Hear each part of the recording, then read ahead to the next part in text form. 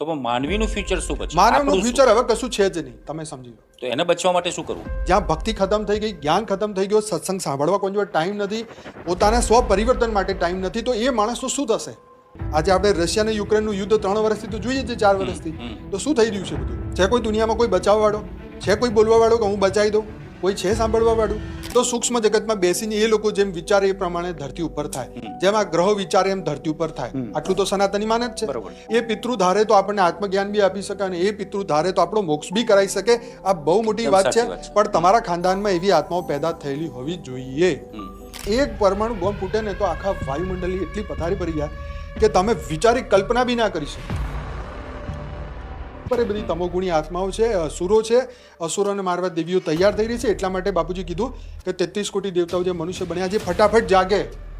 કેવી રીતે જાગશે? શું બધા તલવાર ઉઠાવશે? નહીં, આત્મજ્ઞાની બનશે, પોતાના અનંત અસ્તિત્વને ઓળખશે. ના ખાલી 2025 આવા વાળા જે સમય છે, જેમ કે એક જ્યોતિષ કહે છે કે 75% પબ્લિક સાફ થઈ જશે, તો એ બિલકુલ સત્ય દેખાઈ રહ્યું છે. કારણ કે માનવતા એટલી ખરાબ હદે આગળ વધી રહી છે, પોલ્યુશન એટલું વધી રહ્યું છે.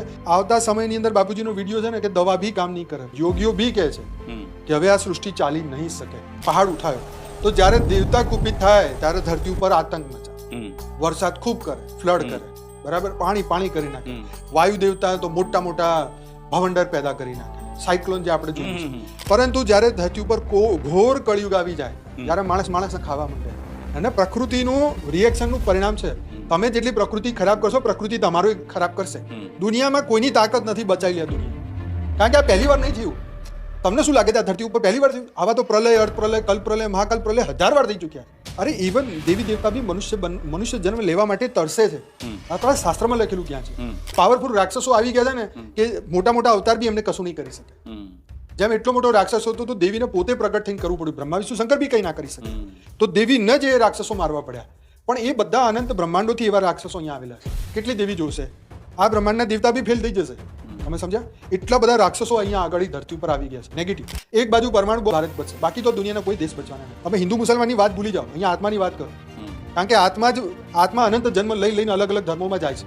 તમે સમજો? તો જ્ઞાન તરફ વળવું જ પડશે, કોઈ ઓપ્શન નથી. આ બધું આપણને એ જ ઇન્ડિકેટ કરે છે કે ભાઈ 26 હોય 27 હોય, જ્યાં સુધી જ્ઞાન આખી દુનિયામાં નહીં ફેલાય ત્યાં સુધી પરિવર્તન નહીં થાય. દુનિયાથી વધારે રોજ તમને ખરાબ ન્યૂઝ મળવાના છે. બાપુજી કહે છે કે 9 લાખ આત્માઓ બી જાગે ને, ખાલી 9 લાખ, વધારે નહીં, તો બી આ સૃષ્ટિ બચી શકે. માનવ જાતિને બચવું હોય, જેને બી બચવું હોય, જેને હજુ દુનિયાને બચાવી હોય, સારા દિવસો જોવા હોય, તો એ લોકોએ સ્વ પરિવર્તન કરવું પડશે.